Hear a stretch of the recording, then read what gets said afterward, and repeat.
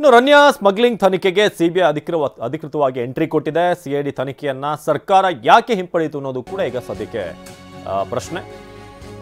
Ranya smuggling ತನಿಖೆಗೆ CBI ಈಗ ಅಧಿಕೃತವಾಗಿ ಎಂಟ್ರಿ ಪಡೆದಿದೆ. ಸಿಬಿಐ ಎಂಟ್ರಿಯಿಂದ ಈಗ ದೊಡ್ಡವರಿಗೆ ನಡುಕ ಶುರುವಾಗಿದೆ. ಪ್ರೋಟೋಕಾಲ್ ಬೆನ್ನು ಬೀಳ್ತಾರ ಅಧಿಕಾರಿಗಳು.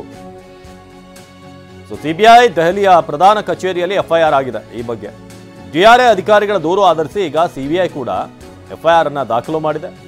ಅಕ್ರಮವಾಗಿ ಚಿನ್ನ ಸಾಗಾಟ ಮಾಡಿದಂತ ಹಿನ್ನೆಲೆ ಎಫ್ಐಆರ್. ಬೆಂಗಳೂರು ಮುಂಬೈನಲ್ಲಿ ಚಿನ್ನ ಪತ್ತೆ ಬಗ್ಗೆ ಕೇಸ್. ಅಕ್ರಮ ಚಿನ್ನ ಸಾಗಾಟ ಸಂಬಂಧಪಟ್ಟ ಹಾಗೆ ಬೆಂಗಳೂರು ಮತ್ತು ಮುಂಬೈನಲ್ಲಿ ಚಿನ್ನ ಪತ್ತೆ ಆಗಿದ್ದರ ಬಗ್ಗೆ ಈಗ ಎಫ್ಐಆರ್ ದಾಖಲಾಗಿದೆ ಸಿಬಿಐನಲ್ಲೂ ಕೂಡ. ಸಿಬಿಐನಲ್ಲಿ ಎಫ್ಐಆರ್ ದಾಖಲಾಗಿರೋದ್ರಿಂದ ಈಗ ಅಧಿಕೃತವಾಗಿ ಈಗ ಈ ಕೇಸ್ಗೆ ಸಿಬಿಐ ಎಂಟ್ರಿ ಕೊಟ್ಟ ಹಾಗಾಗಿದೆ. ನೆನ್ನೆ ಅಷ್ಟೇ ಈ ಪ್ರೋಟೋಕಾಲ್ ಅಧಿಕಾರಿಗಳನ್ನು ಕೂಡ ಒಂದಷ್ಟು ವಿಚಾರಣೆಗೆ ಒಳಪಡಿಸಲಾಗಿತ್ತು. ಹೇಗೆ ರನ್ಯಾ ಸೇರಿದ ಹಾಗೆ ಉಳಿದಂಥ ಈ ಗ್ಯಾಂಗ್ನವರಿಗೆ ಸೌಲಭ್ಯಗಳು ಸಿಗ್ತಾ ಇತ್ತು. ಏರ್ಪೋರ್ಟ್ನಲ್ಲಿ ಈಸಿಯಾಗಿ ಇವರು ಪಾಸ್ ಆಗೋ ಹಾಗೆ ಏರ್ಪೋರ್ಟ್ನ ರಿಸ್ಟ್ರಿಕ್ಷನ್ಗಳನ್ನು ಮೀರಿ ಡಿಆರ್ಐ ದೂರಿನ ತನಿಖೆ ಅಂಶ ಮುಂದಿಟ್ಟು ಈಗ ಸಿಬಿಐ ತನಿಖೆಯನ್ನು ನಡೆಸಲಿದೆ. ಪ್ರೋಟೋಕಾಲ್ ಪೊಲೀಸರ ಮೇಲೆ ಡಿಆರ್ಐ ನೇರ ಆರೋಪವನ್ನ ಮಾಡಿದೆ.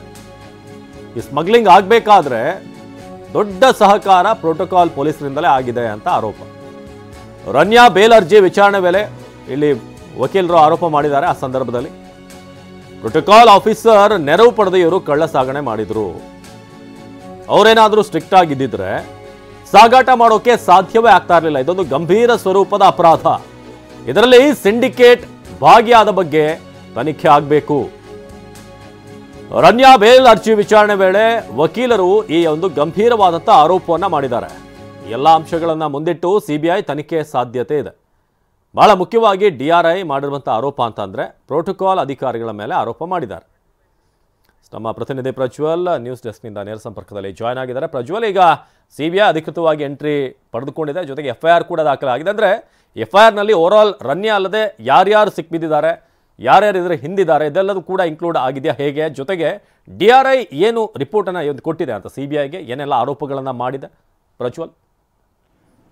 ಅವಿನಾಶ್, ಡಿಆರ್ಐನ ಅಧಿಕಾರಿಗಳು ಎರಡು ವಿಚಾರಗಳನ್ನು ಸಂಬಂಧ ಅಂದರೆ ಎರಡು ಘಟನೆಗಳು, ಎರಡು ಕೃತ್ಯಗಳ ಸಂಬಂಧವಾಗಿ ಸಿಬಿಐಗೆ ದೂರನ್ನು ಕೊಟ್ಟಿದ್ದಾರೆ. ಅಡಿಷನಲ್ ಡೈರೆಕ್ಟರ್ ರ್ಯಾಂಕಲ್ಲಿರುವಂಥ ಅಭಿಷೇಕ್ ಗುಪ್ತಾ ಅಂತೇಳಿ ಇರುವಂಥ ಒಬ್ಬರು ಅಧಿಕಾರಿ, ಅಂದರೆ ದೆಹಲಿಯಲ್ಲಿರುವಂಥ ಅಧಿಕಾರಿ, ಹಿರಿಯ ಅಧಿಕಾರಿ, ಅವರು ಹೋಗಿ ಒಂದು ರಿಟರ್ನ್ ಕಂಪ್ಲೇಂಟನ್ನು ಅಂದರೆ ಆ ಡಿಆರ್ಐನಿಂದ ಅಧಿಕೃತವಾಗಿ ನೀಡುವ ಒಂದು ಲೆಟರ್ ಹೆಡ್ನಲ್ಲಿ ಕೊಟ್ಟಿರುವಂಥ ಕಂಪ್ಲೇಂಟ್ ಇದು. ಪ್ರಮುಖವಾಗಿ ಬೆಂಗಳೂರಿನ ಕೆಂಪೇಗೌಡ ಇಂಟರ್ನ್ಯಾಷನಲ್ ಏರ್ಪೋರ್ಟ್ನಲ್ಲಿ ಓರ್ವ ಮಹಿಳೆಯನ್ನು ಇಂಟರ್ಸೆಪ್ಟ್ ಮಾಡಿ ಆಕೆಯನ್ನು ತನಿಖೆಯನ್ನು ಮಾಡಿದಂಥ ಸಂದರ್ಭದಲ್ಲಿ ಆಕೆಗೆ ಪ್ರೋಟೋಕಾಲ್ ಸಹಿತ ಬಳಕೆ ಆಗ್ತಿತ್ತು, ಅಂದ್ರೆ ಸ್ಟೇಟ್ ಪೊಲೀಸಿನ ಪ್ರೋಟೋಕಾಲ್ ಬಳಕೆ ಆಗ್ತಿತ್ತು. ಆದರೂ ಸಹಿತ ಆಕೆಯನ್ನು ಗ್ರೀನ್ ಚಾನಲ್ನಲ್ಲಿ ತಡೆದು ಪರಿಶೀಲನೆ ಮಾಡಿದಂಥ ಸಂದರ್ಭದಲ್ಲಿ ಆಕೆ ಬಳಿ ಸುಮಾರು 14 kg 200 ಗ್ರಾಮ್ ಅಷ್ಟು ಚಿನ್ನ ಸಿಕ್ಕಿದೆ. ಜೊತೆಗೆ ಇದೇ ರೀತಿಯಾಗಿ ಮುಂಬೈನ ಏರ್ಪೋರ್ಟ್ನಲ್ಲಿ ಬೇರೆ ದೇಶದಿಂದ ಬಂದಂಥ ಇಬ್ಬರು ಪ್ರಜೆಗಳನ್ನು, ವಿದೇಶಿ ಪ್ರಜೆಗಳನ್ನು ಇಂಟರ್ಸೆಪ್ಟ್ ಮಾಡಿ ಅವ್ರನ್ನ ಪರಿಶೀಲನೆ ಮಾಡಿದಂಥ ಸಂದರ್ಭದಲ್ಲೂ ಸಹಿತ ಸುಮಾರು 24 kg ಚಿನ್ನ ಸಿಕ್ಕಿದೆ. ಈ ಎರಡೂ ಪ್ರಕರಣಗಳಲ್ಲಿ ಸಾಕಷ್ಟು ದೊಡ್ಡ ಪ್ರಮಾಣದ ಒಂದು ಸಿಂಡಿಕೇಟ್ ಕೆಲಸ ಮಾಡಿರುವ ಒಂದಷ್ಟು